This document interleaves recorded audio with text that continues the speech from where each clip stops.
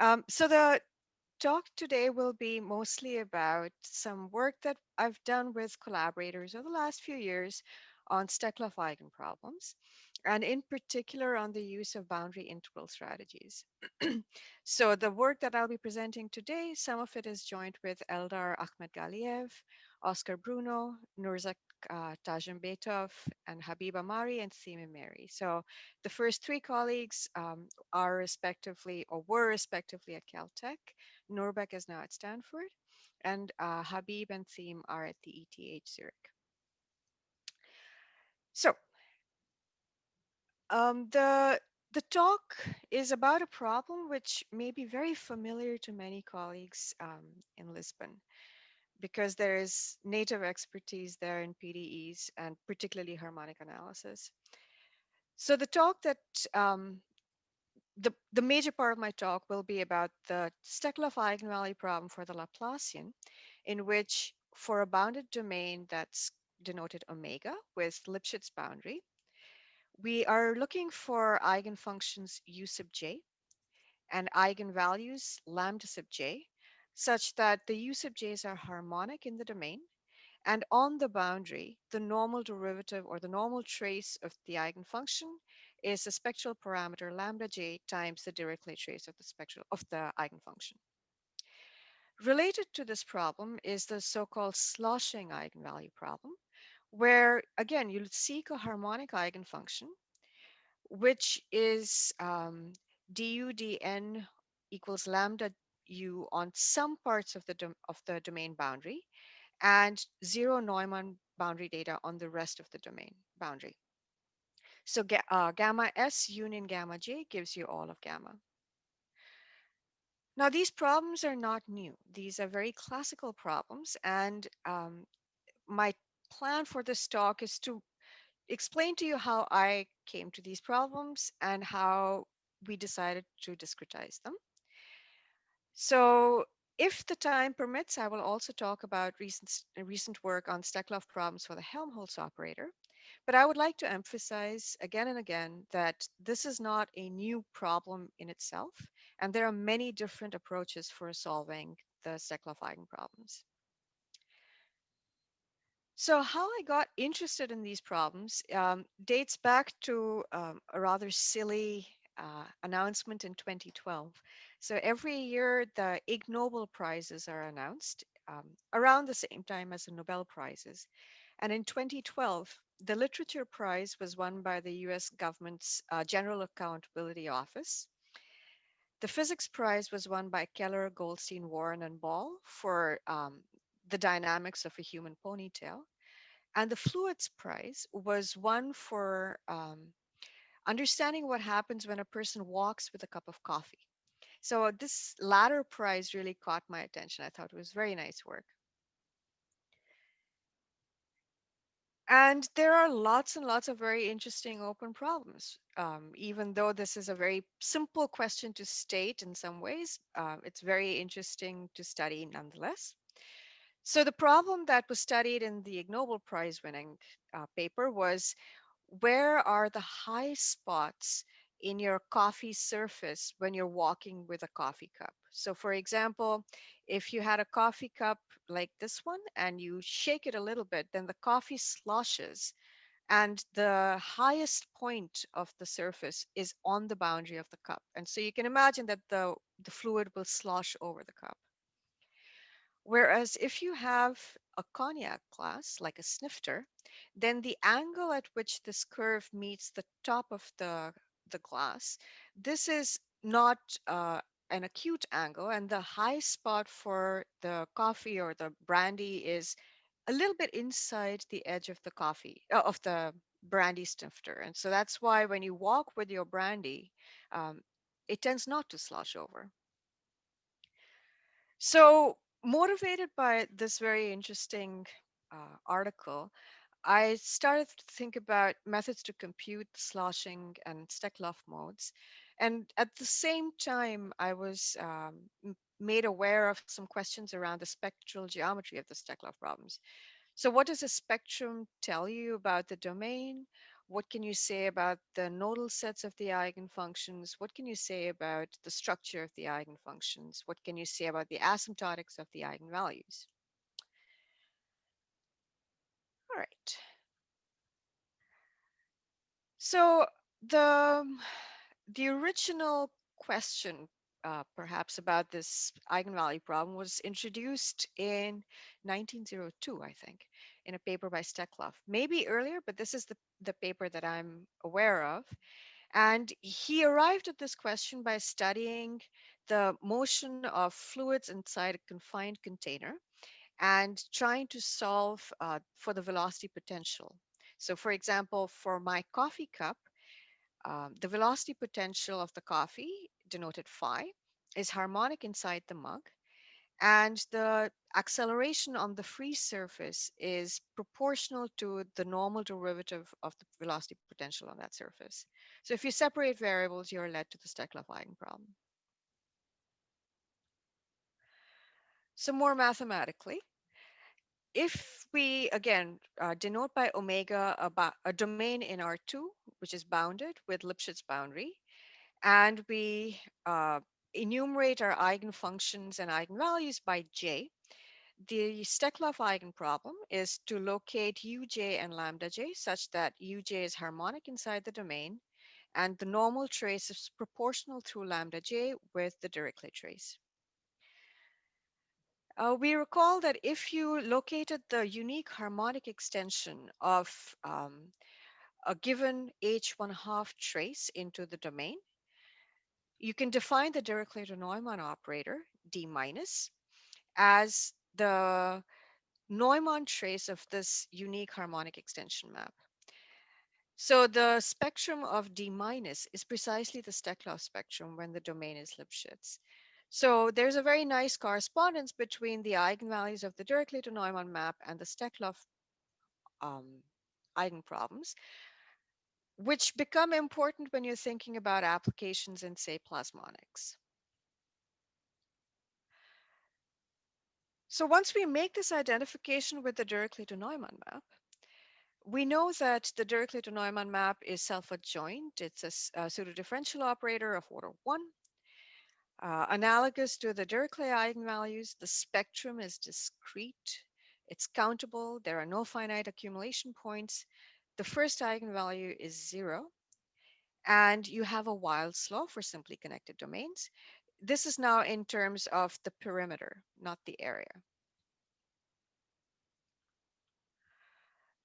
But what I found interesting is, at least for me, my intuition around eigenfunctions for the Laplacian is very informed by the Dirichlet Laplacian.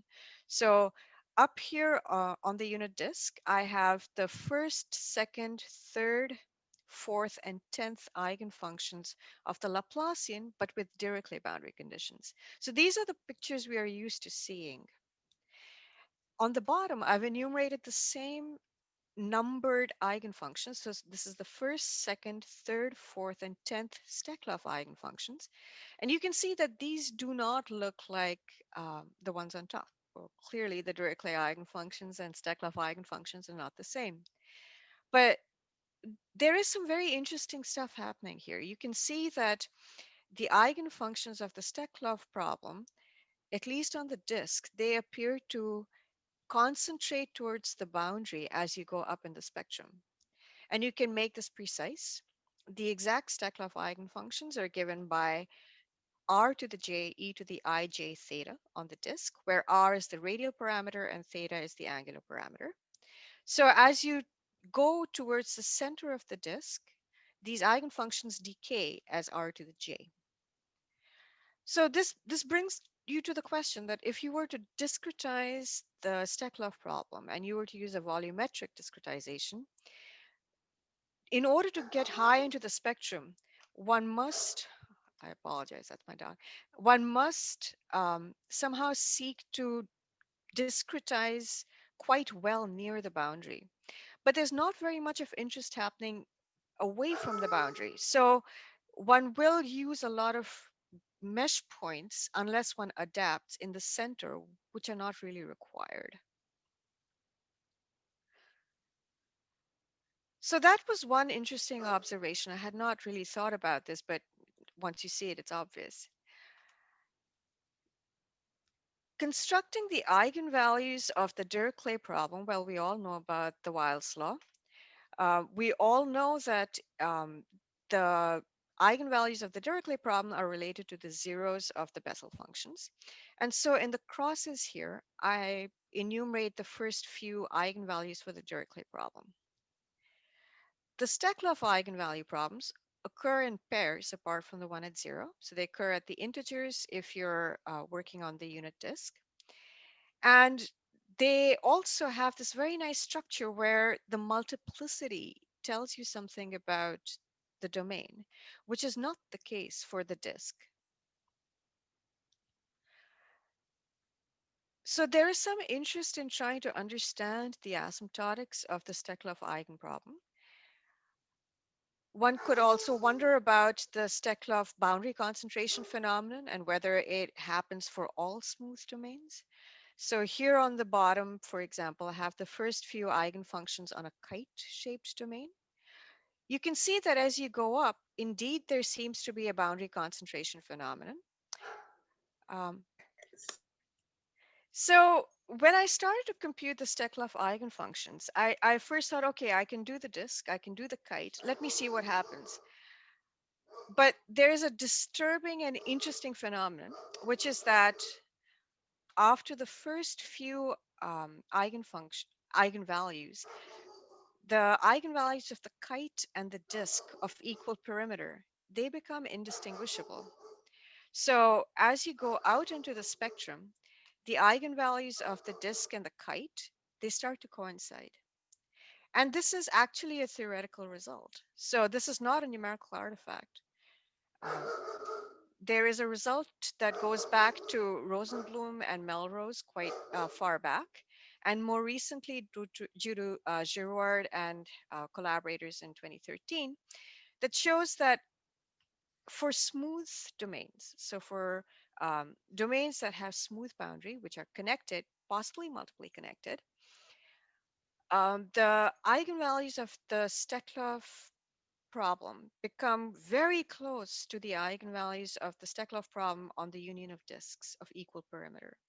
So this tells you that the lambda j's that you compute, say, on a kite, they start to look very much like the lambda j's of um, the disks for j very small even. So you can see this behavior in this pictograph right here, where the crosses and the dots coincide after the first 30 or 40 eigenvalues.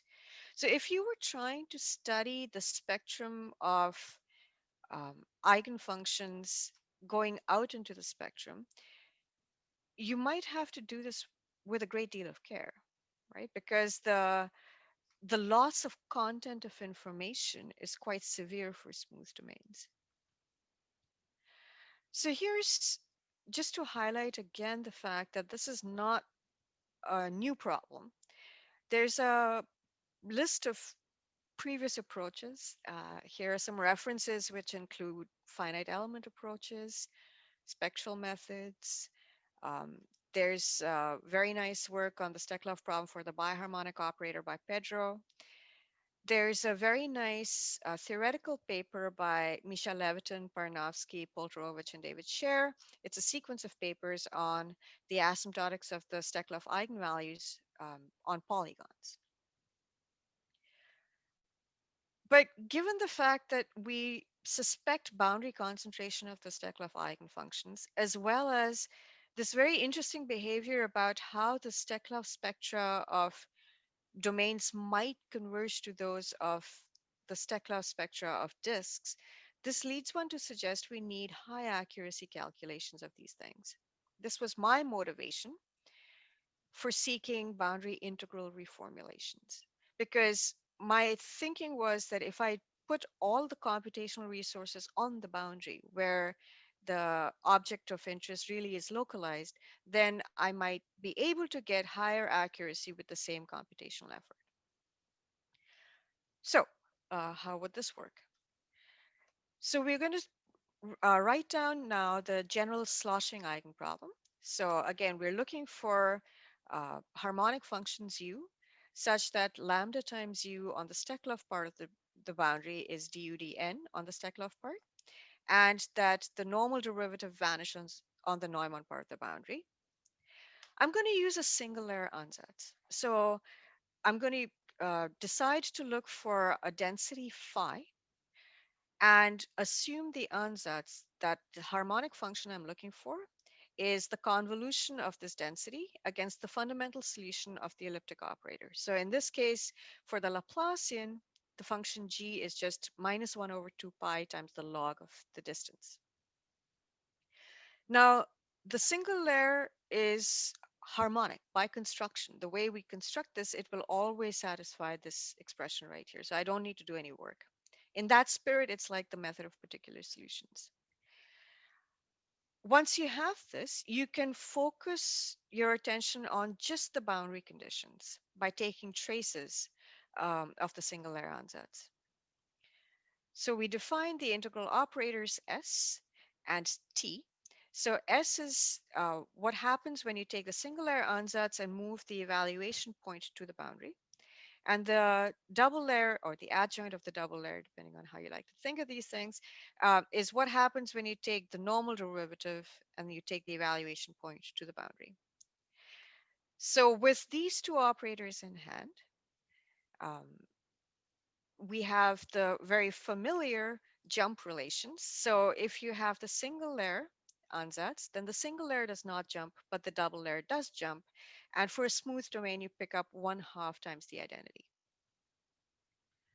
So with these jump relations in hand and using the single layer, I can reformulate the sloshing problem as I seek the density phi and the parameter lambda so that the double layer plus 1/2 times the density at a given point is lambda times the single layer acting on that density if the evaluation point's on the Steklov boundary. Otherwise, it's 0. So to summarize, the volumetric eigenproblem is converted to an eigenproblem for integral operators. Instead of solving for the unknown eigenfunction u, I now solve for an unknown density, which lives only on the boundary, and the associated eigenvalues. We know that the single layer is a Fredholm operator of index 0. We know that S is injective in R2 if and only if the analytic capacity of omega is not 1. So we know this. We know it's not invertible for all omega. So because the operator S is not injective for all domains, there's a nice trick due to Rhino crests from 1999 in which you use a modification of the single layer. So the ansatz that we use is not just the single layer. We add and subtract the average density. So with this modification, the new operator S tilde, which is defined as you give me a density phi, and I add and subtract its average, and I have the single layer operator act on the part of phi which is not non-zero mean. This operator is injective, so this is very nice. So if I use this modification, the reformulation of the eigenproblem becomes t plus a half of the difference between phi and the average is equal to lambda times S tilde acting on phi. So this is what I seek. I'm looking for a phi which satisfies this problem. So with this notation, the eigenproblem is just an operator notation. A acting on phi is lambda B acting on phi. Once I have the boundary density, I can reconstruct the eigenfunction for the full problem anywhere I like. And I can do this by just plugging in the density into the modified single layer. So there we go. These calculations are very fast. These are fast quadratures because the evaluation point x is away from the boundary y.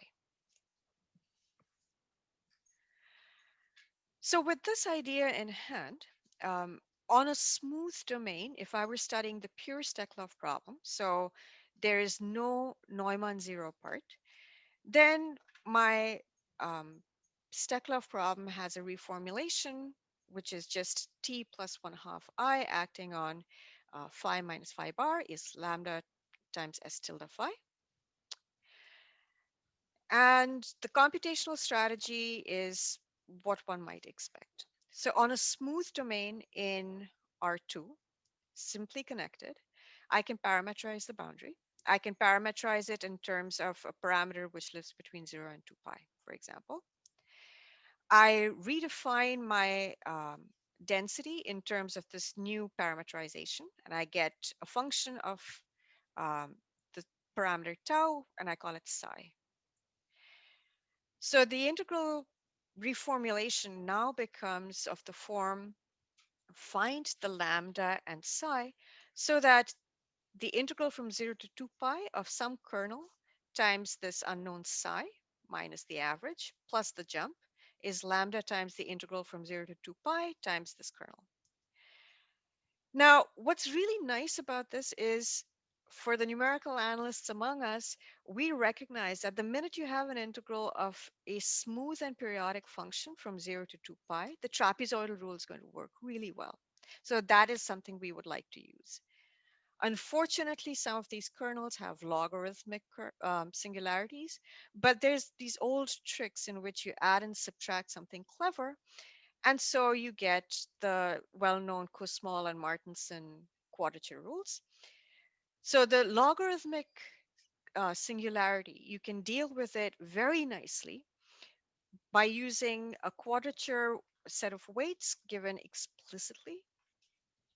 So if you had any function that's smooth and periodic, multiplied by this particular logarithmic kernel, you can get spectral accuracy through this quadrature.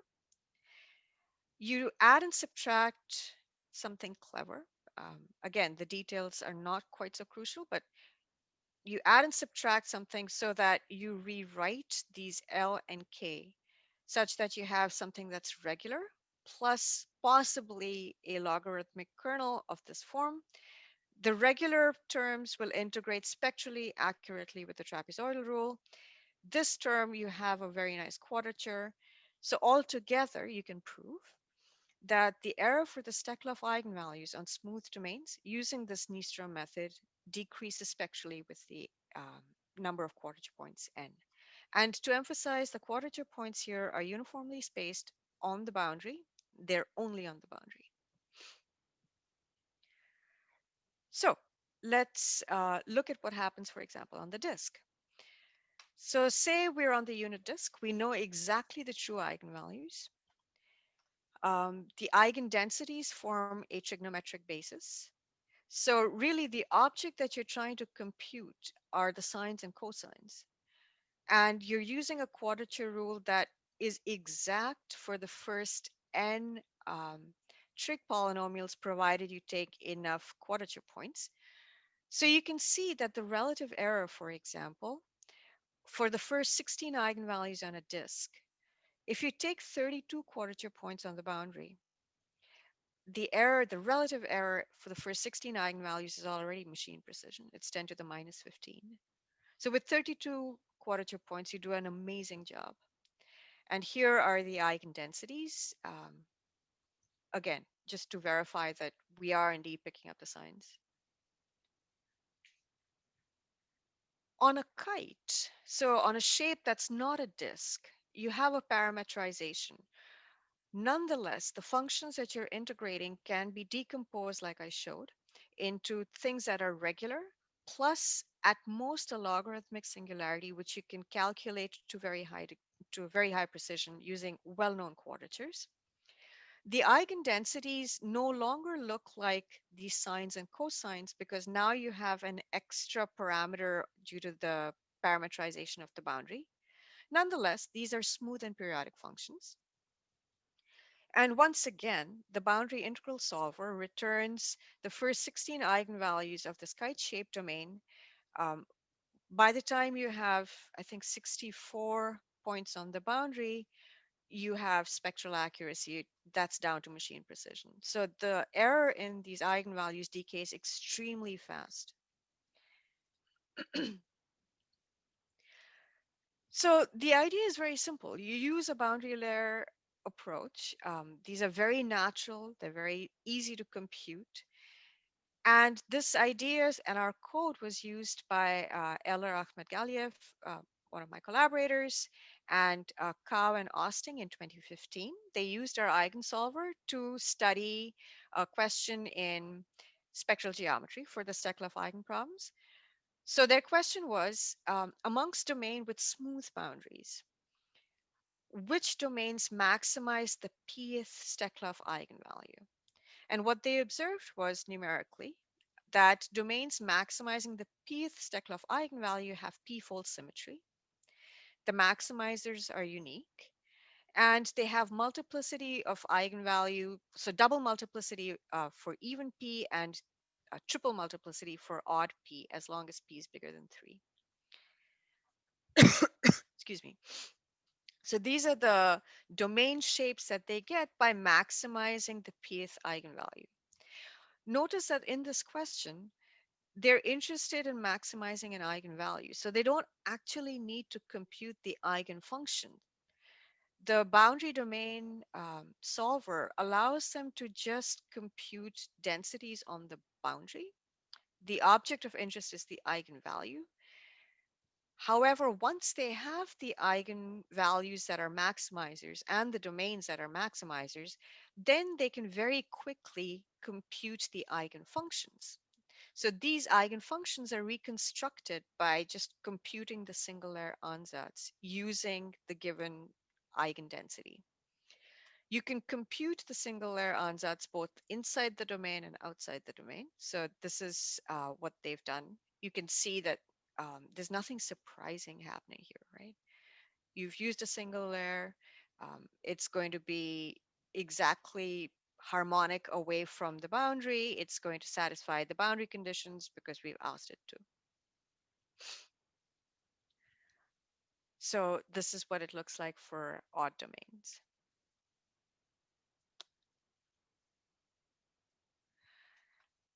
Now, nothing that I've done so far tells you that you can employ this idea for multiply connected domains, but you can. And in the next couple of experiments, we try to show the capabilities of our integral equation based Steklov solver to study the Weinstock inequality. So the Weinstock inequality for the Steklov problem says if you have a simply connected planar domain in the plane, simply connected, then the first eigenvalue multiplied by the perimeter is bounded by 2 pi. So this is the quantity first eigenvalue multiplied by the perimeter for the disk. And Weinstock proved that the first Steklov eigenvalue, first non-zero Steklov eigenvalue multiplied by the perimeter is bounded above by 2 pi.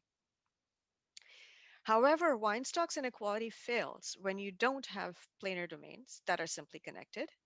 And Girouard and Polterovich gave an example of this. So they analytically showed that if you're working on an annulus, then this inequality will fail. So what they claim was that for annuli, which are so you have two disks which are concentric, if you take the inner boundary to be of radius epsilon, and epsilon is square root of 17 minus 3 over 4, that's the critical point below which the Weinstock inequality will fail. And what we've shown over here is a computation where we show the first non-zero Steklov eigenvalue multiplied by the perimeter minus twice pi.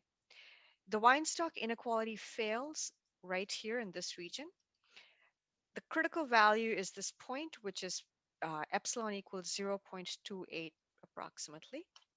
So when the inner radius starts to become bigger than that, then the Weinstock inequality will hold. But if you have very small inner radii compared to the unit disk, then the Weinstock inequality fails. The numerically computed value is very close to that which was computed analytically by Alex and Joseph in 2014. So this was very nice. We were able to conclude that our integral equation method adequately captured the spectrum even when you have multiply connect domains. But once you have this tool, you can use it to ask other questions. So, for example, we wanted to compare what happens when you offset the the inner disk in an annulus. So, suppose you have a disk whose center is 0, 0, and you have another disk inside it whose center is at zero point 0.4 and 0, for example. Now you let the inner disk have varying radii, epsilon. Weinstock's inequality will fail again, but it will fail at different values, which depend on the fact that you've been offset. So if you were concentric, this is the curve that you get. This is the same curve zoomed in. If you offset the inner disk, then the Weinstock inequality fails, but for a smaller range. So this was interesting. Here's another application. So the nodal sets of the Steklov eigenfunctions are really of interest because on the disk, we know that the eigenfunctions decay very fast away from the boundary. So capturing the nodal sets numerically is extremely difficult. If you were using a finite element strategy, and we've tried, it is very hard to get enough precision to capture adequately the difference between something that's exponentially close to zero and is equal to zero. You just don't have enough precision in the method. But using our spectral solver, Oscar Bruno and Jeff Kalkowski demonstrated that on the disk, yes, indeed, you cannot um, go into the interior without having your eigenfunctions decay. However, for domains that are close to a disk, like very small perturbations of a disk, if you go out into the spectrum, you can find high eigenfunctions which don't um, have this behavior. So here are the eigenfunctions on the disk, where I show with yellow and blue the plus and minus signs. You can see that the nodal sets here, which corresponds to the yellow and blue domains, these become dense as the number lambda increases. But for a small perturbation of a disk, you can find eigenfunctions which don't have this kind of highly oscillatory behavior. So the nodal sets here don't become dense quite that scale. So this is a very interesting phenomenon. This tells you that there is some kind of a tunneling that might happen as long as you're not a disk. All right. So the next question we chose to attack was that of the Steklov problems on polygonal domains. So on a polygonal domain, the the strategy that I described in terms of the trapezoidal rule, that no longer works so well because now your domain has corners, right? So once again, here's the um, reformulation of the Steklov problem in terms of integral operators. The operators are the same. Instead of using the trapezoidal rule, what we do is we use polynomially graded meshes on each segment of the polygon. So we have a polynomially graded mesh and we use a Nystrom type integral, which is again based on the fact that you can add and subtract very specific forms of logarithmic singularities and then integrate carefully the regular parts.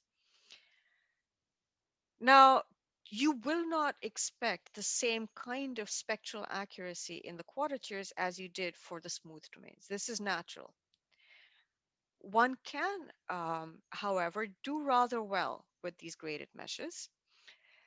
And if you furthermore include the asymptotic behavior near curvilinear polygon corners, we have not yet done this, but you could explicitly include this detailed asymptotic behavior, then you can get very, very high accuracy indeed.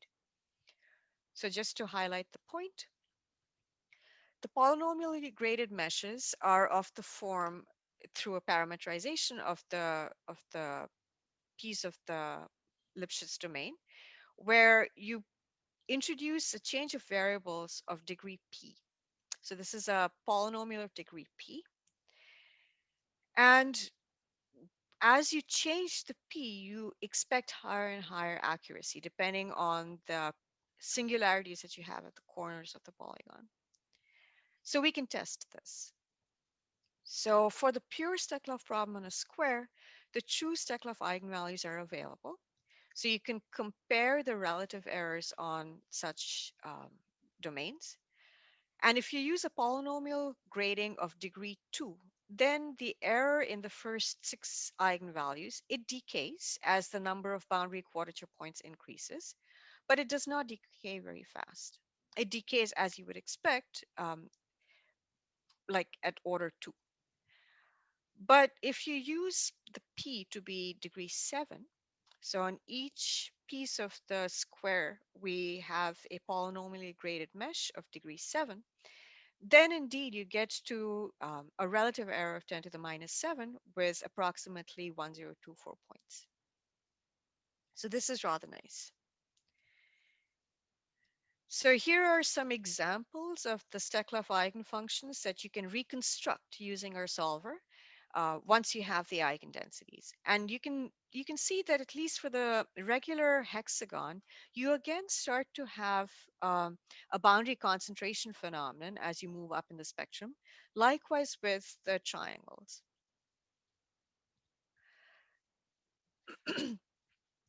Now, the question that one might ask is the accuracy for the polygon enough? And so here's one application. We use our solver to investigate Weyls law on a triangle. And we did this in 2015. So in 2014, Alex and Josef had a conjecture in their paper. It was one of the open problems that the high frequency Steklov eigenvalues on a right angle isosceles triangle is given in this form. So they explicitly stated what they thought the Weil asymptotics might look like. So they said that you would have some eigenvalues of multiplicity 2 of the form pi times j, and a sequence of simple eigenvalues asymptotically of the form pi over root 2 j plus a half. And you can check this. So we computed the Steklov eigenvalues, the first 200 of them, scaled by 2 over pi. And indeed, you can very easily pick out the fact that you have these groups of eigenvalues. You have pairs that are exactly the same, plus something that's close. So you have two that are of the form pi j, and one that is of the form pi over root 2 j. So this is different from what you see for the kite. So for a smooth domain, as soon as you go far enough out into the spectrum, your eigenvalues will all occur with multiplicity 2 if it's simply connected. Whereas for a polygon, depending on the polygon and the angles in the polygon, you can in fact look in the spectrum and um, see the number of corners that you have. So here, for example, is a calculation we did in 2015 on a regular pentagon. So for the regular pentagon, what we found is that the eigenvalues occur in groups of 5. They occur in within each group of 5, they occur as two doubles and one single. So the blue and the green ones are the singles and the reds are the pairs. This is what we found numerically. We did something similar for the hexagon, and again, you can see that they occur now in groups of 6, where they occur in the group, they are pairs of doubles, and then you have two singles.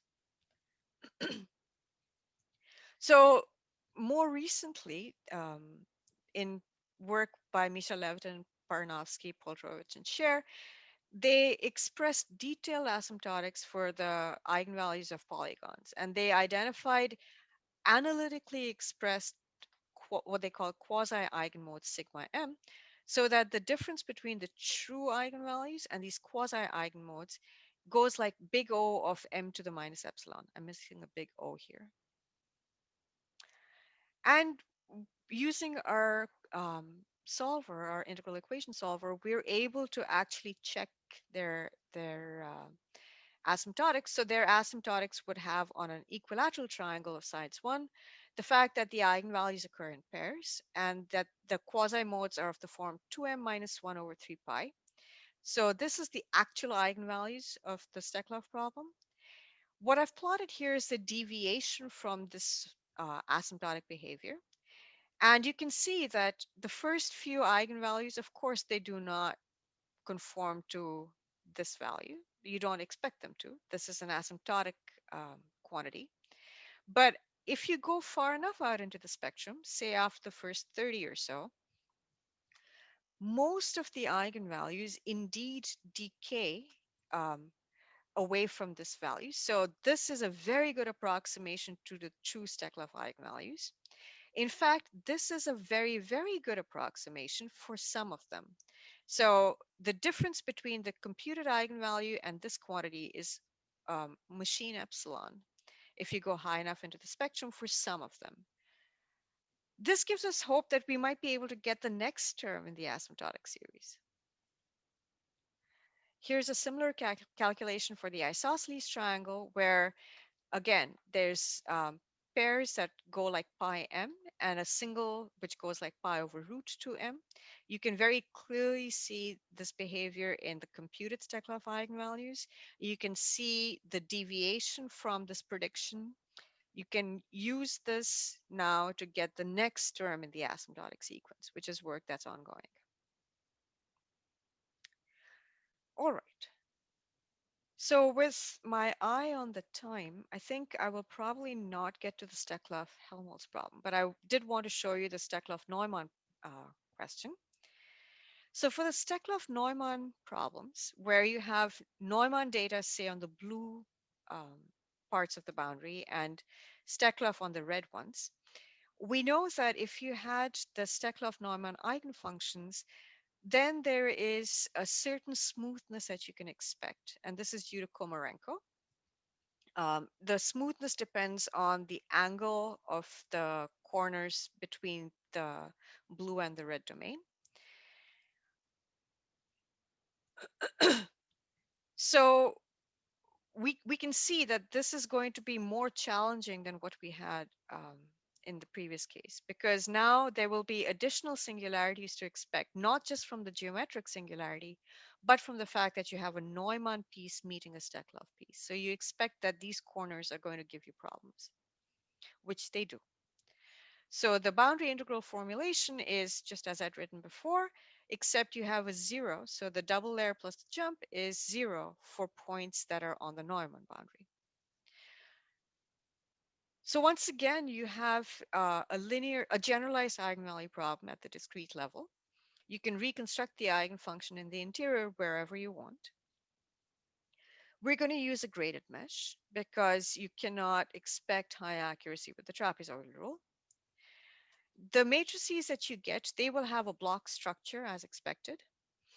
The block B, which corresponds to this side, this will have 0 blocks. So you have to invert with care. And the QZ algorithm is what you need to use. So we can compare our results with exact eigenvalues for the sloshing problem, say for a square. These were enumerated by Alex and Joseph in 2014. Once again, the degree of the polynomial that you use is very important. So we have a polynomially graded mesh.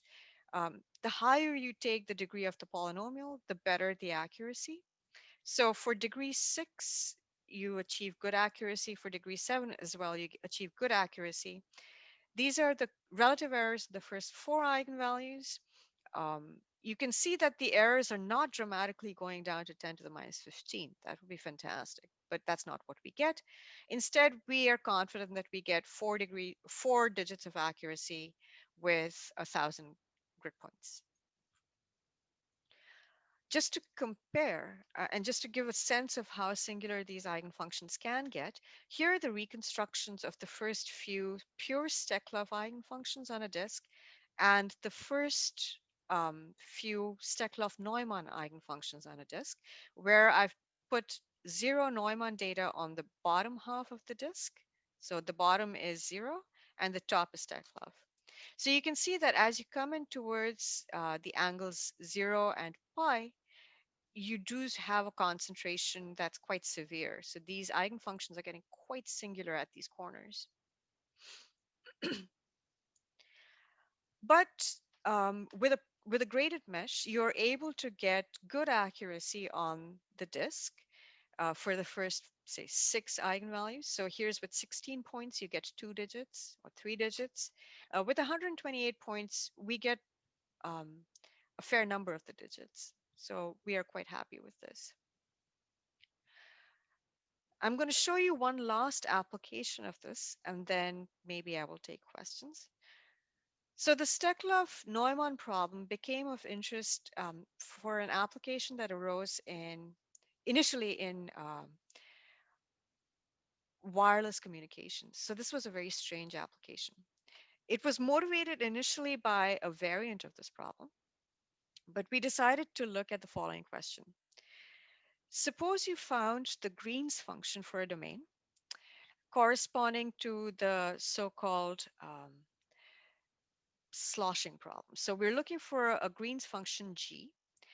We are fixing the x star. So we're looking for the Green's function associated with x star such that on the boundary, the normal trace of G is 0 for y's on the Neumann piece, and the normal trace is this parameter lambda star for points on the Steklov piece. Here, the frequency lambda star is also fixed. So this is not an eigenproblem. This is now a problem where I fix a frequency lambda star and a source point x star, and I'm going to be trying to find where to place the Neumann boundary so as to optimize the strength of this eigenfunction, of this Green's function at a given pair x star, y star. So I have 2 points. Let me see if I have a figure. No, I don't. So I fixed 2 points x star and y star inside the domain. I fixed the frequency lambda star, and I want to decide where to place the Neumann piece of the boundary so that the Green's function is maximized in magnitude at x star, y star. So provided your Steklov Neumann eigenfunction lambda j, at least one of them is close to this target frequency lambda star, then the Green's function can be expanded um, as a logarithmic kernel plus basically a spectral expansion in terms of the Steklov Neumann eigenfunctions, plus a remainder that's analytic. So as lambda j gets close to lambda star, this term is going to dominate. So what do you need to do this? Well, this term will not change for fixed x star and y star. What we need to do is compute to high accuracy for changing positions of gamma n, the eigenvalues lambda j, and then the values of the eigenfunctions at 2 fixed points. Okay? So pictorially, what's going on is this. I have this domain. I fix the 2 points x star and y star. And I want to figure out where to put this blue piece of the curve and how long it should be so as to maximize the Green's function at these 2 points for a given target frequency lambda star. So our optimization under the hood uses the integral approach to compute the eigenfunctions for a given choice of gamma n. And after the optimization, we can see that the gain that we get is quite significant. So we are able to concentrate the eigenfunctions close to where we would like them to be so as to get gains that are quite extreme. And here's what happens, say, in pictures. This is the eigenfunctions when you start out. So the entire domain has Steklov boundary. After you're done with the optimization, we have inserted a Neumann part of the boundary over here. The evaluation points of interest are here and here. After you've inserted this Neumann piece of the boundary, one has increased the Green's function corresponding to these 2 points. You can do the same thing for the Steklov problem on a kite. Again, you can increase the concentration at those 2 points. And um, this this optimization actually is very interesting in its own right, because you don't want to have to recompute your Neumann Steklov eigenvalues for every change in your Neumann insertion. So we have these expressions which are basically using the generalized Richet's theorem, which allow you to avoid doing that. But wherever you do compute, you want it to be a very high accuracy calculation. And for this, we found the integral approach to be very nice. Okay, so I think I will end here, and I'm happy to discuss the Steklov-Helmholtz problem with anyone if there's interest. But in the interest of time, let me stop. And um, we've developed accurate integral equation-based strategies for Steklov and Steklov-Neumann problems. Um, the Steklov-Dirichlet problem is a lot harder somehow, because there the issue is not the discretization. The issue is the eigenvalue solve, because you have zero blocks on both sides. So you have a generalized eigenvalue problem where you have zero blocks on both sides. And a QZ algorithm needs to be done, but with care. Um, One of the things that we're looking at intensely now is a Steklov-Helmholtz eigen problem on smooth domains. But again, this is work in progress. Here's some literature if you're interested, and I will stop now to take questions.